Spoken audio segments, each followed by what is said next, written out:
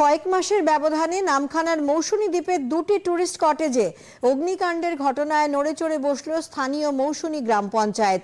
অগ্নি নির্বাপন ব্যবস্থা ও পর্যটকদের নিরাপত্তা সুনিশ্চিত করতে পঞ্চায়েতের উদ্যোগে জরুরি বৈঠক ডাকা হয়। বৈঠকে দ্বীপের সব টুরিস্ট কটেজের মালিকরা উপস্থিত ছিলেন।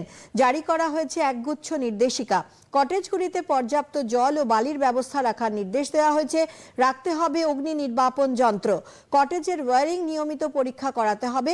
সব মিলিয়ে পর্যটকদের নিরাপত্তায় কোনো খামতি থাকলেই প্রশাসন ব্যবস্থা নেবে বলে জানিয়ে দেওয়া হয়েছে। এমনকি কটেজ বন্ধও করে দেওয়া হবে। বৈঠকের সিদ্ধান্তকে স্বাগত জানিয়েছেন টুরিস্ট কটেজের মালিকরা।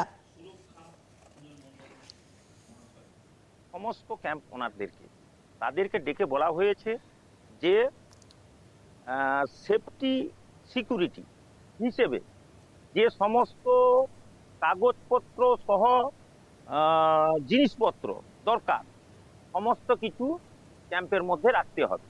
যেমন আগুন নিভাবার ক্ষেত্রে যেহেতু এখানে ফায়ার ব্রিগেড নেই, ফলে পর্যাপ্ত জল, বালি বস্তা স্টকে রাখা, তারপরে আপনার অগ্নি নির্বাহক যন্ত্র, বিদ্যুৎটাও যেন সঠিকভাবে ওয়ারিং করা, মিটারের মাধ্যমে নেওয়া, এই সব বিষয়গুলো বার্তা আমরা দিয়েছি। এছাড়া সেফটি সিকিউরিটি পর্যাপ্ত গার্ড রাখা, যাতে করে কোনো পর্যটকের কোনো অসুবিধা না হয়, সাফিসিয়েন্ট ওয়ার্কার রাখা, যে ওদেরকে গার্ড করার জন্য, সমুদ্রে না করা, সাউন্ড কন্ট্রোল রাখা। আমাদের আগুন নিবানো যে তার ফায়ার সিস্টেমটা, এটা প্রত্যেকটা ক্যাম্প মালিককে রাখতে হবে বাধ্যতামূলক। এবং এই যে কমার্শিয়াল গ্যাস, তার সার্টিফিকেট রাখতে হবে। তারপরে হচ্ছে আমাদের যে ট্রেড লাইসেন্স, এই বিজনেস করতে গেলে ট্রেড লাইসেন্স পঞ্চায়েতের, সেটা রাখতে হবে। আমরা বলেছি প্রত্যেকটা ক্যাম্পে যে সাবমার্সিবল আছে, যে 100 থেকে 150 ফুট পাইপের ব্যবস্থা রাখতে হবে।